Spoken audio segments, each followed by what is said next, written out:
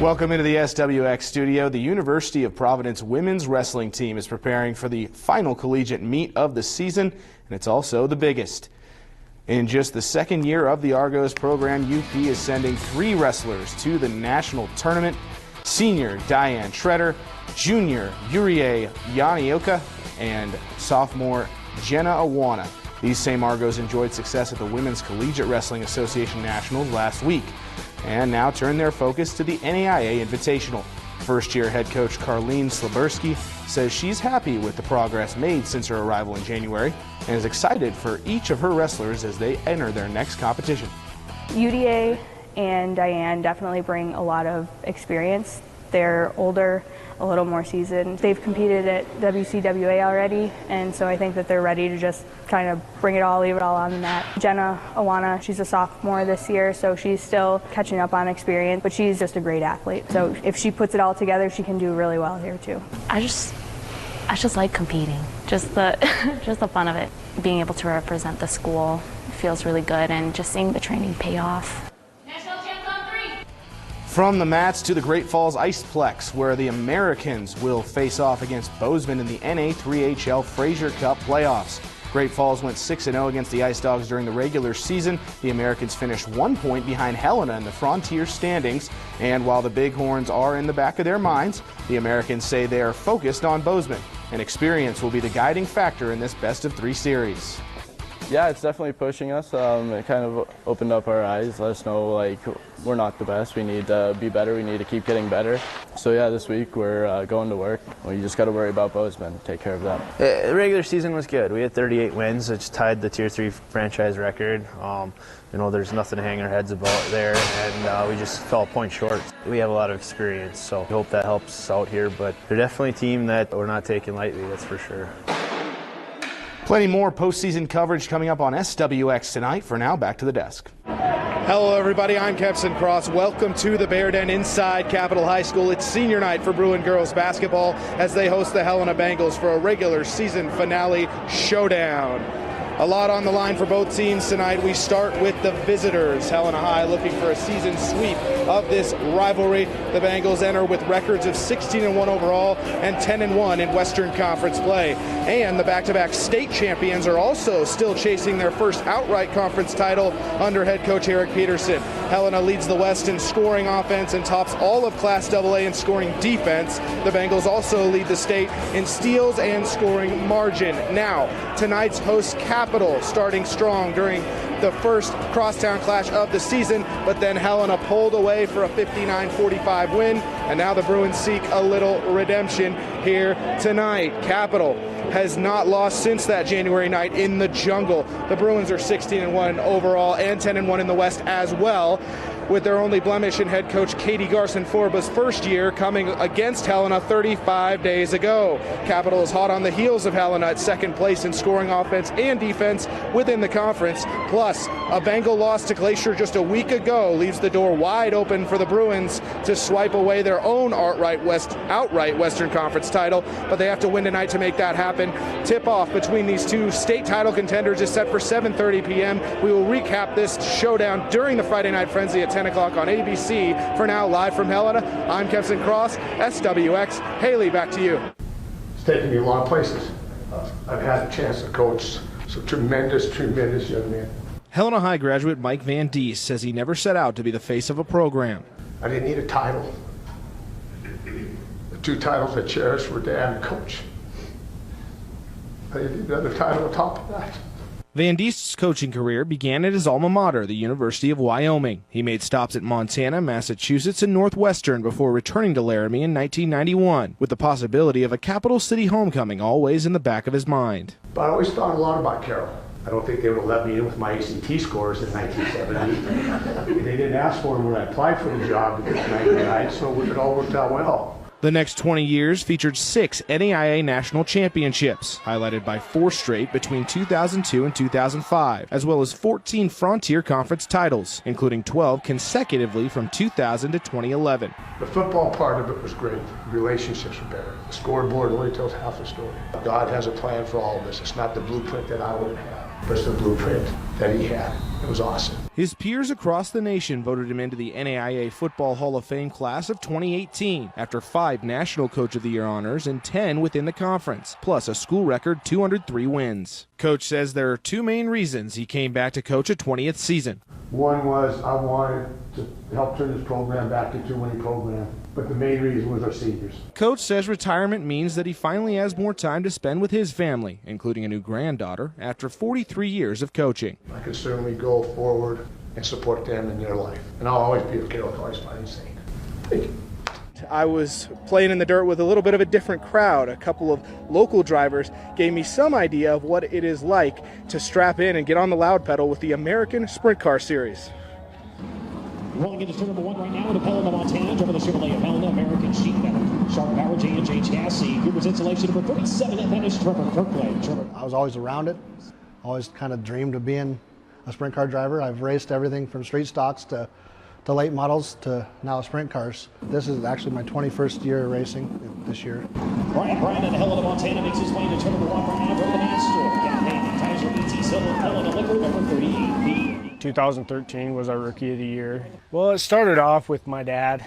He drove the car. He bought his first sprint car in 2000. My brother owned a car. I started driving for him. Dad ended up getting hurt in the car. He was ready to sell everything. We talked him into keeping it going. That fuel and fire is still there to win races. We can't take away from the family to do this at all costs. So it really relies on our partners. It's an adrenaline rush. My first time, I was very nervous. We've achieved a lot of goals as a team. We got all our sponsors. They're a big help too. Races are won in the shop. We spend probably 3 nights a week on average. The track changes as the night goes on for sure. So you want to keep that car as straight as possible. So momentum's everything, and sideways isn't fast.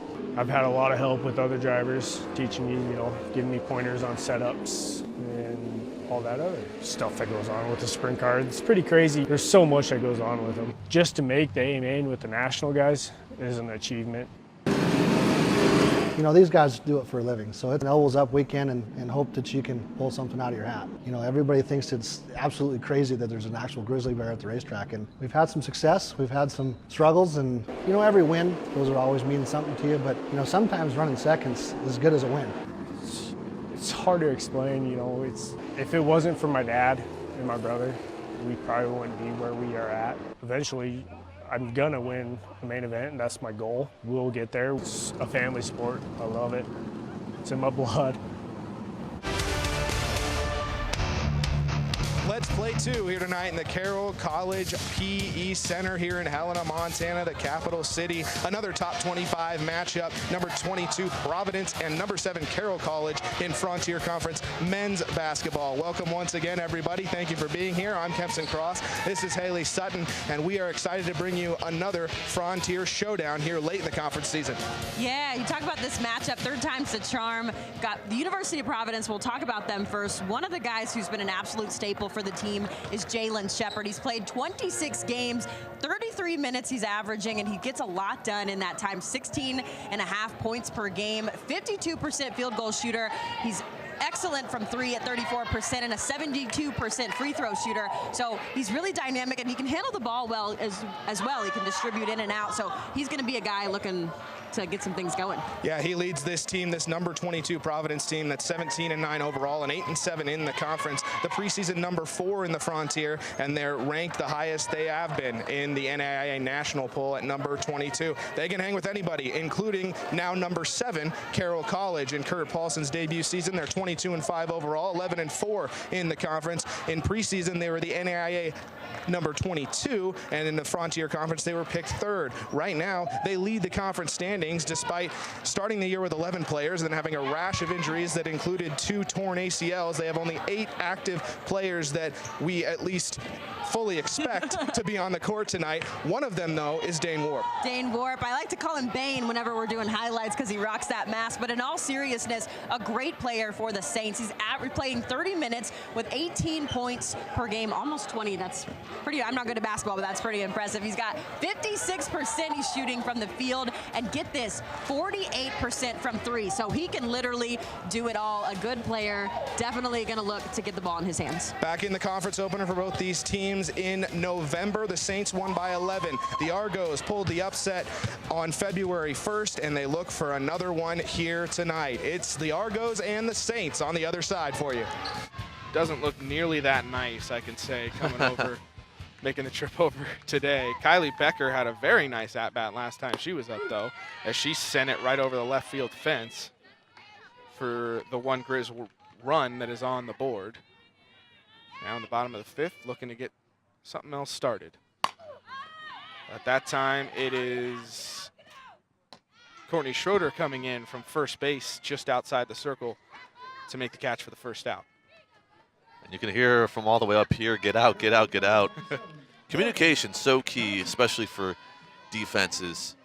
So many times we've seen plays missed because of poor communication, whether that's calling for a ball or just knowing where to go with it in certain situations. Yep. Morgan Johnson in now, fouls it off. Wind has died down a little bit. Hasn't been blown super hard except for that one time a couple innings ago. And Johnson now out to left field towards those flags. Oh, baby. Hits the American flag, and it gets on out of here. Morgan Johnson with a solo shot to tie the game. That one was absolutely mashed. Wow.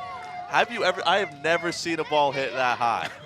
Hits the American flag out there in left center field.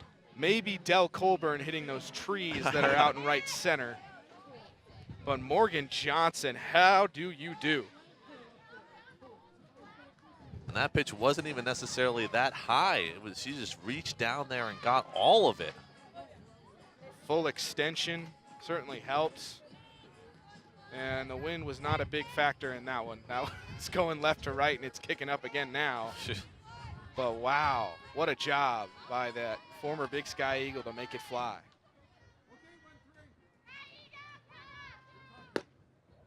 McKenna Jaden with one out. Looking for more.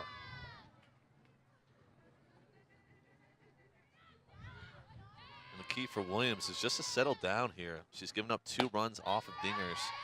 Thankfully for her, though, there's been no runners on when that's happened. So it's still a 2-2 tie. But she has to keep this ball just out of the hitter's power zone.